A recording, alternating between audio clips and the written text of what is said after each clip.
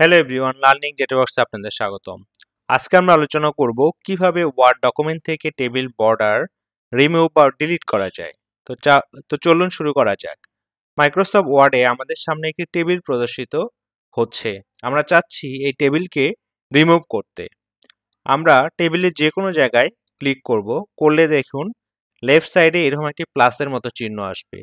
এটাতে যদি আমরা রাইট বাটনে ক্লিক করলে আমরা এই ধরনের একটি পেয়ে যাব, ডায়লগ বক্স পেয়ে যাব। এখান থেকে টেবিল প্রপার্টিসে যাব। টেবিল প্রপার্টিসে গিয়ে বর্ডার্স অ্যান্ড শেডিং এ ক্লিক করে একদম লেফট সাইডে নানে সিলেক্ট করে ওকে দিব এবং এখানে ওকে প্রেস করব। দেখুন আমাদের বর্ডার কিন্তু রিমুভ হয়ে গিয়েছে।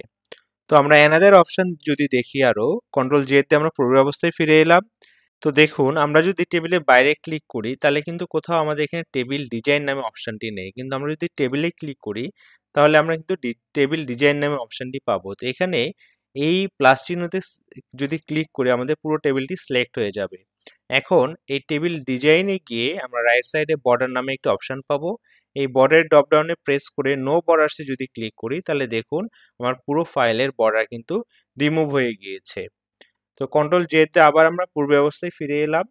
এসে আরেকটি অ্যানাদার অপশন রয়েছে, সেটি আমরা এই বর্ডার টেবিলে যে কোনো এক জায়গায় প্রেস করে এই লেফট সাইডে যে প্লাসের মতো চিহ্ন বা ছিটেতে যদি ক্লিক করলে দেখুন উপরে আমাদের একটি কিছু এলিমেন্ট আমরা পেয়ে যাচ্ছি।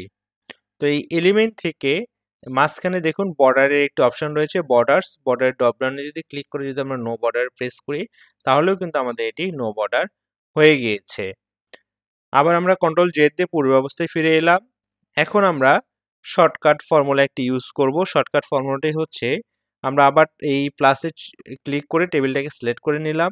এই শর্টকাট ফর্মুলাটি হচ্ছে কন্ট্রোল অল্টার ইউ। আমরা যদি কন্ট্রোল অল্টার এবং ইউ প্রেস করি তাহলে দেখুন আমাদের বর্ডারটি কিন্তু রিমুভ হয়ে গিয়েছে।